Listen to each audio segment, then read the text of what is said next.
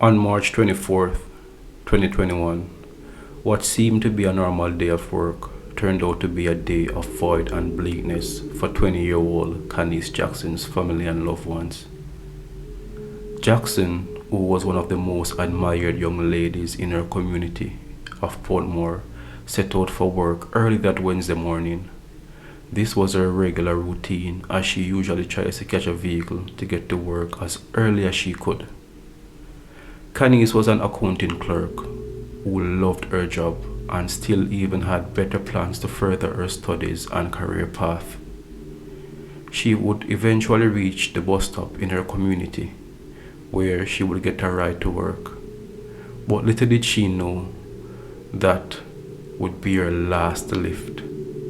Khanice did not make it back home that fateful day. And this was by a surprising sequence of events that took place when she got into that vehicle. But before we continue this story, welcome back to Tell the Tales, where we resurrect dying stories. If you're a fan of these contents, please like and share. And if at the end you are satisfied with this production, please subscribe for more. Let's continue. The vehicle was driven by a man known as Robert Fowler. Now, Robert lived in the same community as Khanice and was known by her to be a good friend, as he usually offers her a lift to work, and they would have long conversations during that journey until she reaches her destination. Robert was a mechanic by trade who worked at an established car dealership, and his place of work was near Khanice's. So it was not of any issue for the kind neighbor in Robert to assist young Khanice when he could, especially knowing they should both get to work around the same time. However, Khanice's mom and boyfriend were usually suspicious of the repeated acts of kindness Robert would express to young Jackson. But whenever they confronted Khanice about this overly kind-heartedness by Robert, Jackson would reassure them that he was a good man, he was a good friend, he was trustworthy. And so, hearing this from Khanice, her family and boyfriend would just blow over these concerns and allow their beloved Khanice to handle her own as she normally do. So when Khanice was at the bus stop and saw Robert pulled up to her in his vehicle, it was a relief for her in the mornings. Portmore is known to be one of the most populated communities in Jamaica and the largest city in terms of population behind Kingston. So public transportation is usually a challenge for the working class and students in the mornings. And even if you drive your personal vehicle, if you should be out 5 minutes later than usual, you would be stuck in a traffic for a long span of time. Khanice, being the punctual and professional employee, would try and avoid that rush as much as she can. And so Robert was like her local hero to help in that process at times. Khanice would get into the vehicle, close the door, greet Robert with a bright smile, and they would take off, heading towards their direction of respective workplaces. But while on the journey, there seems to be a tension brewing between the two. Robert would tell Khanice in the middle of the squabble that he had left his tools for work and had to return back home to retrieve them. Khanice, looking slightly shocked about this decision Robert would suddenly make to turn around the vehicle, was a little concerned. But knowing he might truly need his tools for his work, she did not make a big deal out of it. Furthermore, Khanice did not know of Robert being a liar about anything from all those times they would share together as travel buddies. So Robert would divert from his direction of work and head back to the direction of his home. The day progressed and Khanice did not turn up at work, which was suspicious to her colleagues. Not only that, but she also did not return home at the end of the day. So her mom and loved ones, now in growing concerns, made contacts to her workplace, called her phone, contacted friends, but to their avail, no one knew where young Jackson was. No one had seen her after that last sight at the bus stop, and she was not picking up. Khanice's family would file a missing report to the authorities on that same evening. 2 days after Khanice was reported missing, an individual walking alongside a ditch in a different location in the city known as the Dyke Road had stumbled upon a lifeless body, which was then reported to the authorities. Upon investigation by the police, the lifeless body, which had its hands and feet bounded and in a state of decomposition, was that of Khanice's. Khanice was murdered and dumped in an open lot. This became an alarming investigation, and moments after Khanice's body was found, 50-year-old Robert Fowler was the main suspect in this case. At first, Robert had told the police that he left Jackson at the bus stop in the company of another unknown man that he had a little dispute with before going back into his vehicle and set off for work on the day she was missing. He was later taken into custody and charged after he had confessed to the murder. But how did a normal drive to work for both Khanice and Robert had led to such gloomy ending? What transpired on that fateful morning that led to the death of young Khanice? Firstly, let's dissect the confession made by Robert Fowler to the investigation team. Then we will look at what the police theorized happened.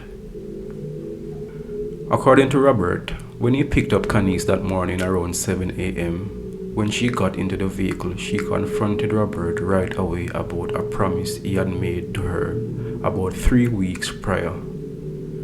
Robert had promised Khanice an undisclosed sum of money to help her in the purchase of a gift for her boyfriend's birthday. Robert, who was unable to fulfill that promise, made Khanice upset, and thereafter an argument ensued between the two. Robert said that during the heated argument, he turned around his vehicle, told Khanice to get out and take a bus to work. Khanice, however, remained in the vehicle, which Robert then drove further and parked on the side of the road, climbed from his seat to the back of the vehicle, positioned himself just at the back of the passenger seat at the front to where Khanice was seated, grabbed Khanice by the neck and drew her over, where Khanice started to reach back and fight and struggle to escape. But Robert, being so much stronger than the young lady, managed to hold her tightly by her neck and strangled her to death. Robert had made a graphic description that when he started to strangle Khanice, he did it so long and so hard that froth came to her mouth until she stopped moving. He would then drive the vehicle with Khanice's body to the Forum fishing village in Portmore, where he would tie its hands and feet and leave the body in an abandoned building. Robert will then head off to work like nothing had happened. However, when Robert left work in the evening, he would revisit the site to which he had left the body around 7:30 p.m. that evening. He would then retrieve the body and took it to the Dyke Road, where he would dump the body into a ditch. What Robert was not done.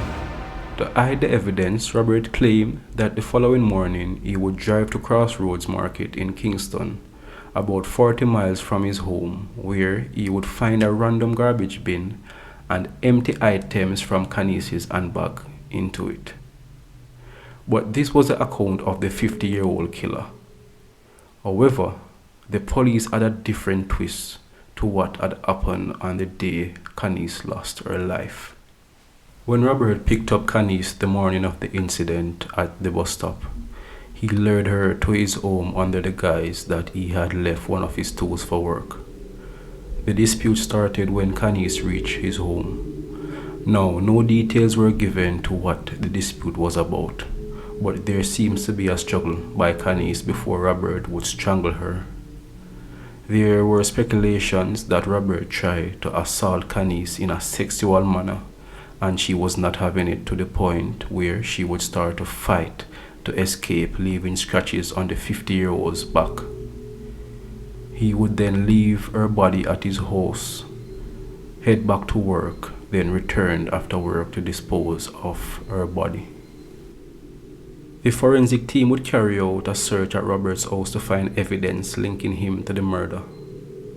To support their hypothesis, they would find Khanice's handbag and bank card at his dwelling. In addition, Robert had a car rag he used during the act to clean up. They also found that in his possession.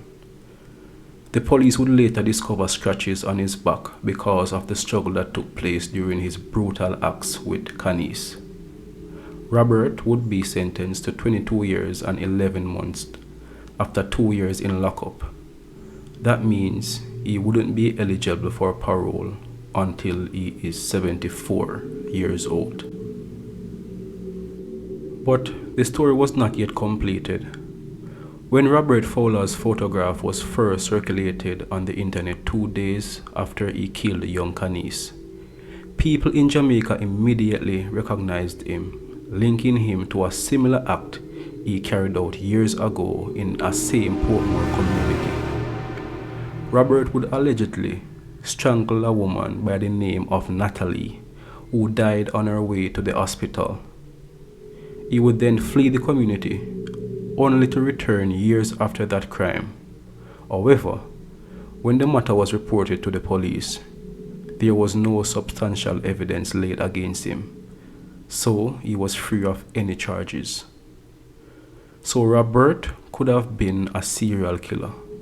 Who knows if Khanice was his first or second victim who fell lifeless by his mechanical hands. Khanice had such big dreams and had plans to make a beautiful family with her beloved boyfriend she adored so much. It is sad her life was cut short before she could realize those dreams. Rest in peace, Khanice Jackson.